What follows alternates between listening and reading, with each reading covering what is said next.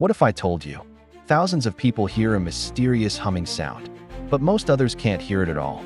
In the small town of Taos, New Mexico, a strange low-frequency noise has been reported for decades. Some people describe it as a distant engine or a constant deep vibration. Scientists have investigated the mystery, but no single source has ever been confirmed. Theories include underground geological activity, industrial machinery, unusual hearing conditions, and even secret military experiments. But none of these explanations fully solve the mystery. So, what is the Taos Hum? A scientific mystery, or something we still don't understand?